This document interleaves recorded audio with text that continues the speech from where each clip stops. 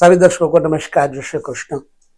कुंडली में दो ग्रह जो कि दोनों ही शत्रु हैं, एक एक घर के अंतर्गत 12 भावों में अगर बैठ जाए तो उसका व्यक्ति का अथवा उस व्यक्ति की कुंडली का जीवन का क्या हाल होगा, क्या फलादेश होगा, हम इसे समझेंगे। वो दो ग्रह हैं, सूर्य और शुक्र। शुक्र भोग प्रधान ग्रह है, सूर्य राजयोग प्रधान ग्रह है। शुक्र वहीं पर शीतलता का प्रतीक भी है, शुक्र स्निग्धता का प्रतीक है, वीर्य का संरक्षण करने वाला। और सूर्य ओज तेज अग्नि का प्रभाव दग्ध करेगा या फिर अच्छा करेगा, जानेंगे 12 घरों में। पहले आप समझ लें, सूर्य शुक्र से दुश्मनी रखते हैं, शत्रु हैं सूर्य शुक्र।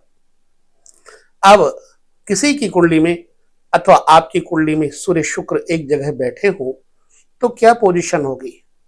एक सप्तम भाव का कारक है, एक लग्न का कारक है, दसम भाव का कारक है, नवम भाव में भी बैठ करके राज्य सत्ता इत्यादि प्रदान करते हैं। अब देखिए, ऐसे व्यक्ति को किस तरह से ये शुक्र प्रभावित करते हैं। यूं तो व्यक्ति के पास धन, समृद्धि, सुंदरता, सुशीलता सब कुछ होगी, लेकिन सूर्य शुक्र जब एक जगह हो जाएंगे लग्न के अंतर्गत तो व्यक्ति को भोग अर्थात सांसारिक पदार्थों में, माया के पदार्थों में बहुत ज्यादा पचड़े में घुसेड़ेंगे।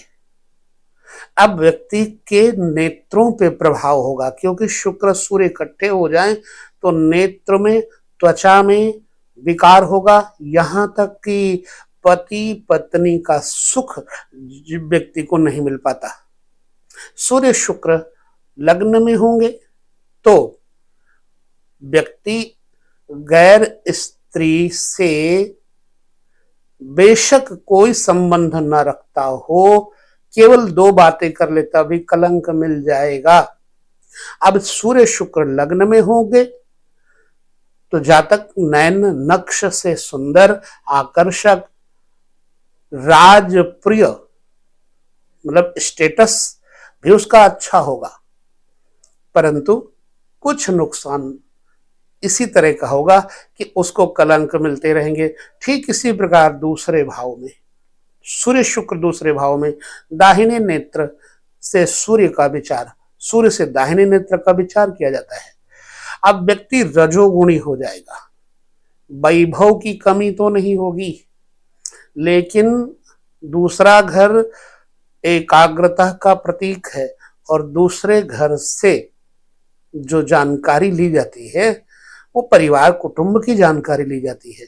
दूसरे घर में शुक्र और सूर्य एक जगह बैठ करके व्यक्ति के घर गृहस्थी में आग लगाएंगे चारित्रिक रूप से। भले ही कुछ हो जाए, अगर शुभ ग्रह की दृष्टि न पड़ी तो सूर्य शुक्र की वजह से व्यक्ति के गृहस्थी में बहुत विवाद, परेशानियां खड़ी हो जाएंगी। नेत्र पीड़ा, कान पीड़ा, त्वचा प्रॉब्लम, पिता या पुत्र दो में से किसी एक की स्थिति बढ़िया नहीं होगी, अथवा दोनों ही कई बार चारित्रिक दोषों से घिरे रहते हैं। प्रपंचों में, सांसारिक लोगों की बातों में पीठ पीछे निंदा का पात्र बन जाते हैं।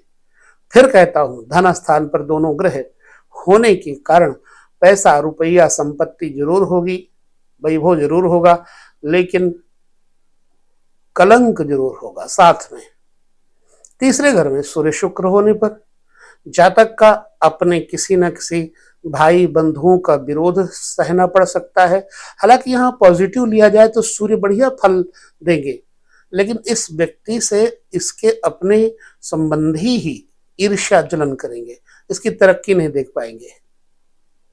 और जातक को बहनों का, भाई का भाव विरोध सहना पड़ सकता है।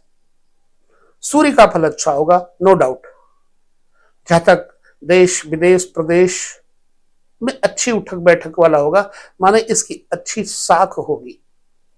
फिर कहूंगा कि सूर्य शुक्र इकट्ठे होने से जातक को छोटे भाई इत्यादि के कारण, छोटे भाई के कारण बदनामी सहन करनी पड़ती है। कई बार इस व्यक्ति को इसके भाभी इत्यादि के नाजायज संबंधों की अफवाह भी सहनी पड़ती है।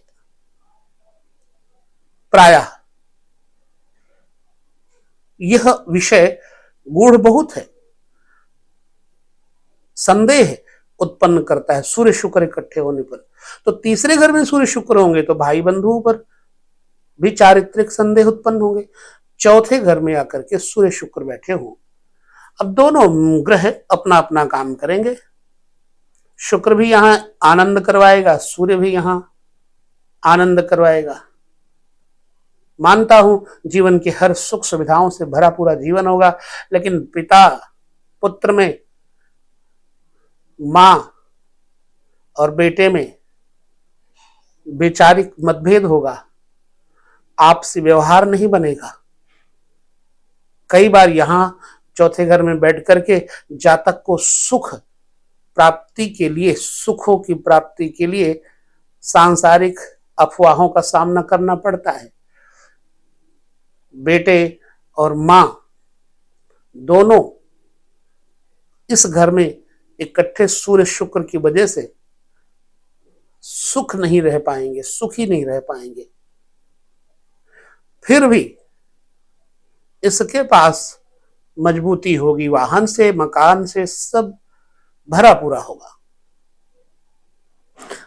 सूर्य शुक्र पंचम में बैठेंगे तो जातक को एक पुत्र की प्राप्ति और एक पुत्री की प्राप्ति होनी चाहिए। जातक को जो शिक्षा का स्तर है वो भी अच्छा होता है। जातक के जीवन में संतान के माध्यम से सुख भी प्राप्त होता है, लेकिन जातक के संतान के कारण जातक को पंचम में सूर्य शुक्र रहने से किसी न किसी तरह का चारित्रिक मानसिक पीड़ा जरूर देते हैं। सूर्य शुक्र पंचम में होंगे, देवताओं का उपासक, ईश्वर को मानने वाला, जगत में प्रसिद्धि और ख्याति भी इस व्यक्ति की होगी।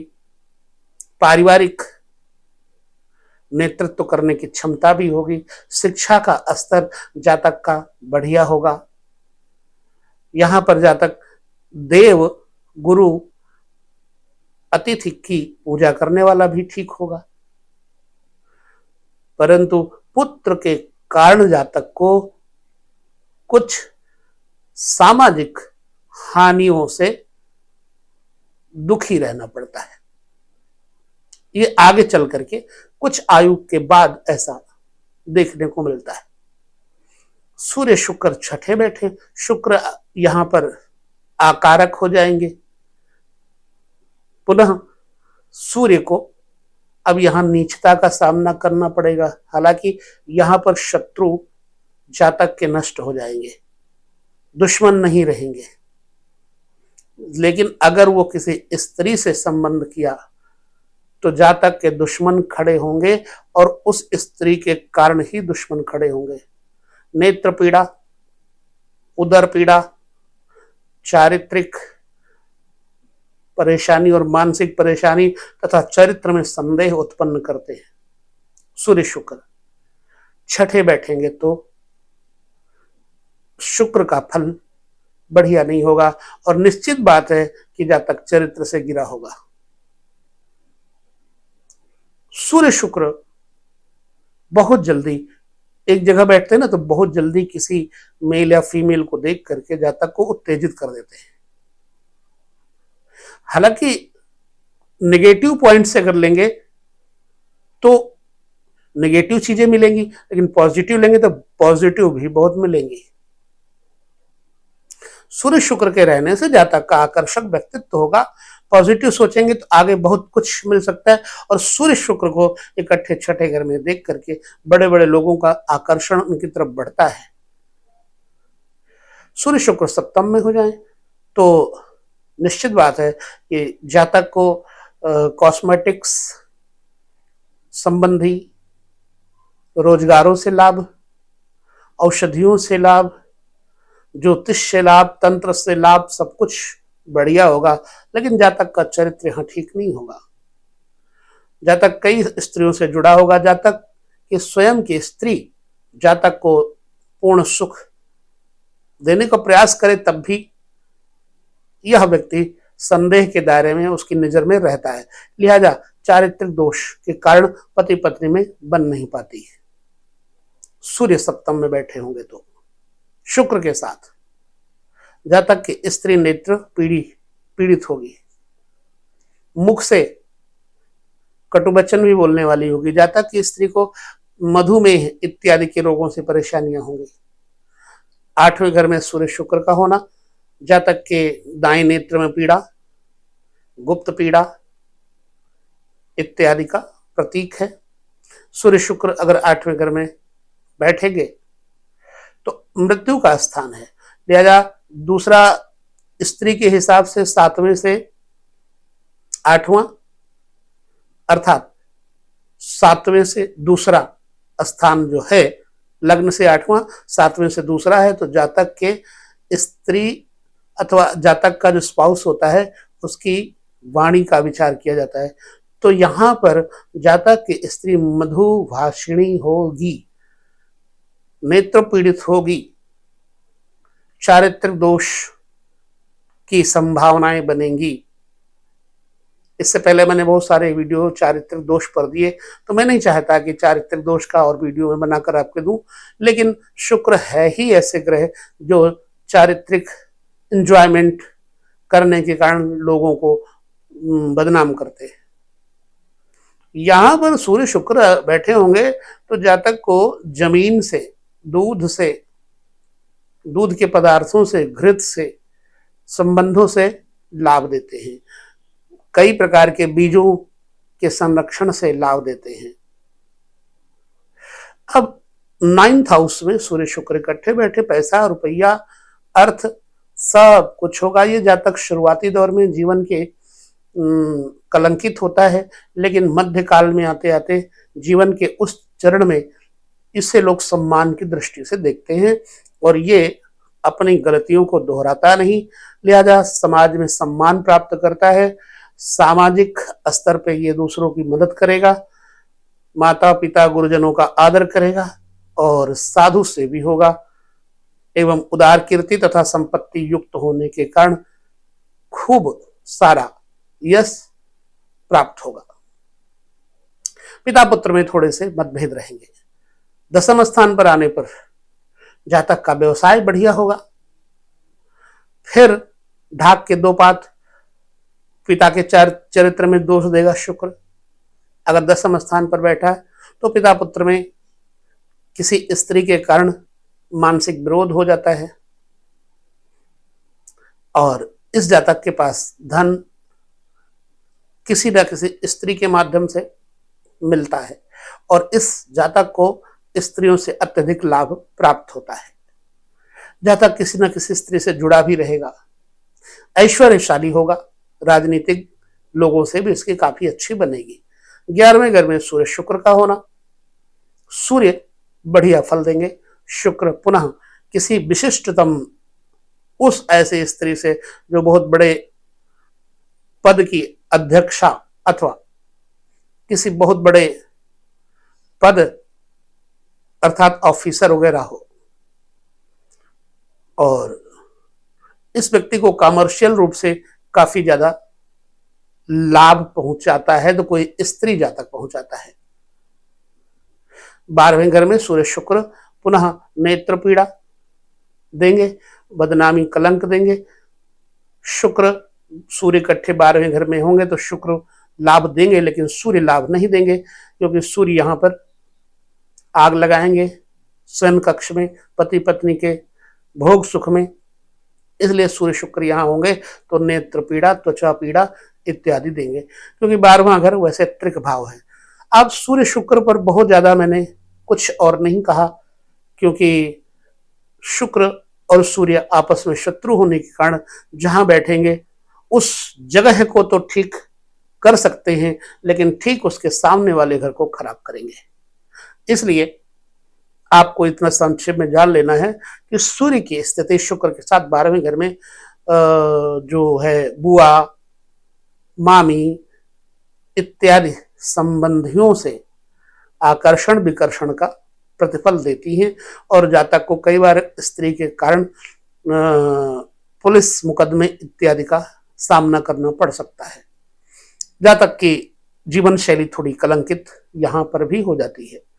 तो इसलिए सूर्य शुक्र आपस में शत्रु हैं, जहां बैठेंगे कुछ अच्छा और कुछ बुरा सूर्य की और शुक्र की वजह से होगा।